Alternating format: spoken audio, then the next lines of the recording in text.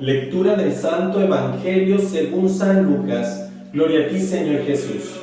En aquel tiempo Jesús dijo a los fariseos y doctores de la ley: «Ay de ustedes que les construyen sepulcros a los profetas que los padres de ustedes asesinaron.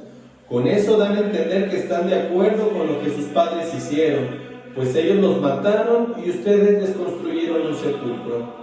Por eso dijo la sabiduría de Dios: yo les mandaré profetas y apóstoles, y los matarán y los perseguirán, para que así se le pida cuentas a esta generación de la sangre de todos los profetas que ha sido derramada desde la creación del mundo, desde la sangre de Abel hasta la de Zacarías, que fue asesinado entre el atrio y el altar.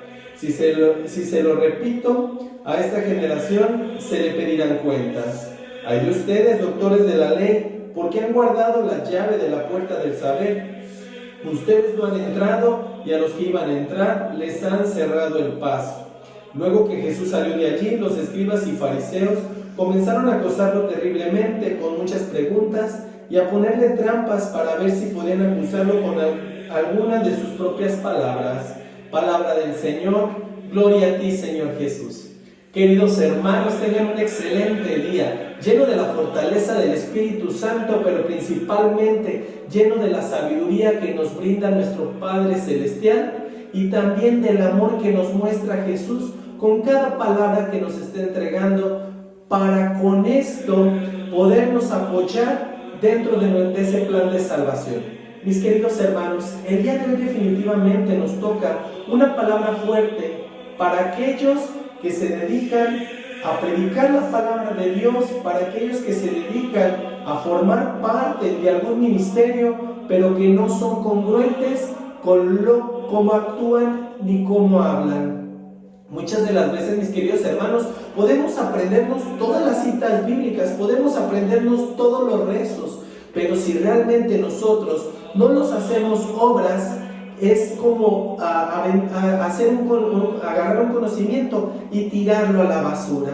Realmente, mis queridos hermanos, la palabra de Dios se tiene que meditar, se tiene que abrazar, se tiene que adoptar, pero principalmente, mis queridos hermanos, tenemos que entregársela a todas aquellas personas a los cuales lo necesiten. Nosotros no somos nadie para juzgar si tú puedes acercarte o no a la casa del Padre, si tú puedes acercarte a escuchar o no la palabra de Dios. El único que puede juzgar es Dios, y créeme que Él no lo hace. Por eso Él es muy fuerte y muy duro con los fariseos cuando se dirige a ellos, porque ellos se jactaban de que ellos hacían todo lo que los mandamientos ordenaban y que actuaban como el Padre Celestial se los pedía. Y recordemos, mis queridos hermanos, que siempre en este caso los judíos actuaban conforme al Antiguo Testamento. Pero Jesús, ¿qué vino a hacer? Jesús vino a cambiar la historia. Jesús vino a hacer un antes y un después. Por eso la historia a nivel mundial es antes de Cristo y después de Cristo. ¿Por qué? Porque Él nos estaba marcando una pauta de cómo debemos actuar, cómo debemos de vivir. Y si hasta la misma historia del mundo se respeta la ideología y la filosofía de Jesús, ¿qué es lo que tenemos que hacer nosotros, que nos decimos cristianos? Actuar de la misma manera y decir: hay un antes y un después, porque Jesús vino a justificar el pecado, Jesús vino a perdonar, Jesús vino a salvar, no vino a condenar. Y si realmente nosotros aún seguimos condenando, entonces estamos actuando como antes lo hacían los fariseos, los escribas y los maestros de la ley.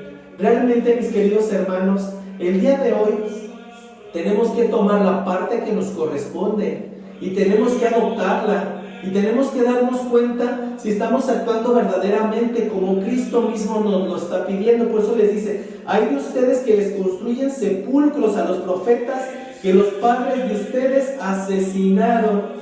¿Qué es lo que está dando a entender con esto Cristo? Que ellos estaban justificando el actuar de sus padres.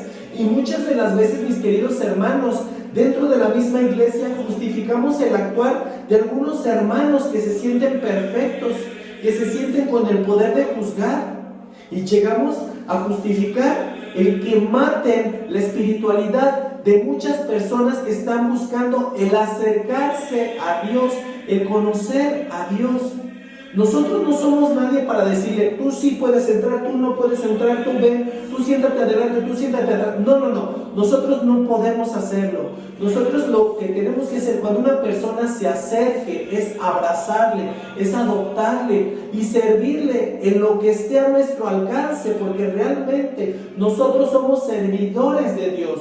Nosotros debemos actuar justamente como esos servidores de Cristo y del Padre Celestial.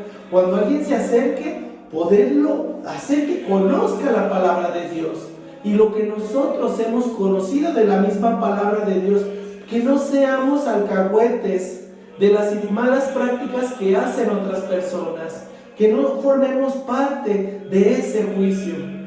Si realmente una persona está actuando de alguna manera y está tratando de lastimar y alejar a otros, pues mis queridos hermanos, pongamos la parte que nos corresponde para poder solucionar eso. Y si no, mi querido hermano, pues simplemente el que va a hacer juicio es Dios.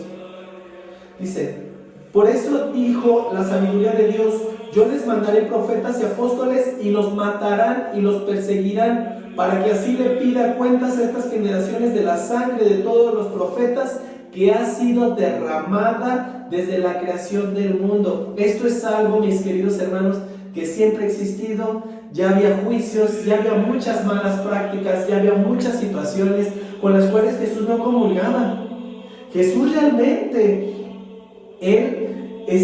se acercaba a aquellas personas que para ellos no eran las más santas, las más correctas para formar parte de la iglesia.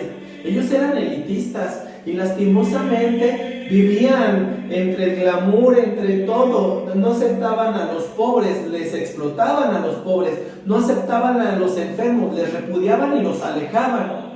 ¿Y Jesús qué vino a hacer? A abrazar al pobre, a cobijarlo, a abrazar al enfermo, a sanarlo.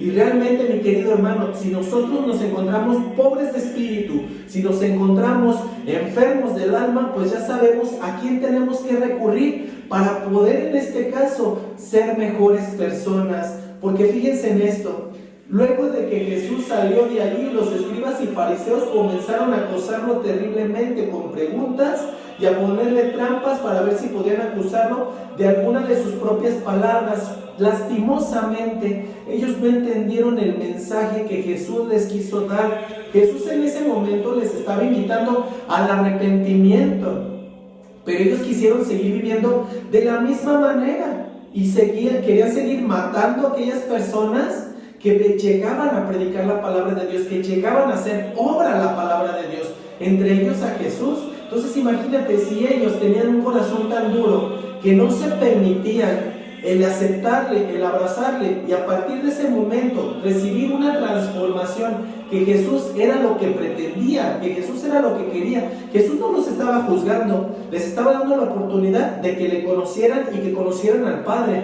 pero ellos fueron los que decidieron cerrar la puerta. Por eso si te fijas, habla de que ellos cerraron la puerta, tenían la llave, que era la que el mismo Dios les había brindado, de poder ser guías. No lo quisieron aceptar, no lo quisieron ser, pero tampoco permitían que otras personas que sí querían entrar al templo, que sí querían entrar a la casa del Padre, no se los permitían, les alejaban. Entonces, así, mi querido hermano, te puedes topar con mucha gente que guardan celosamente la llave y que no permiten que otras personas se acerquen a la casa de Dios. Y ese no es el propósito. El propósito es que todo aquel que quiera entrar sea recibido con amor, sea recibido con misericordia, y que si realmente como hermanos nos unimos, este puede ser un mundo mejor. Jesús no vino a provocar división, sino todo lo contrario. Jesús vino a unificar. Ellos eran los que eran testarudos y que no se permitían el sentir y el abrazar la filosofía de Cristo. Y realmente, mi querido hermano, si nosotros nos decimos hijos de Dios, pues permitamos, mi querido hermano, que todo aquel que quiera entrar, entre. Y que nosotros, que tenemos un gran compromiso con nuestro Padre Celestial, actuemos con conciencia y hagamos obra la palabra de Dios. Te mando un muy fuerte abrazo, mi querido hermano. Dios te bendice enormemente. Paz y bien.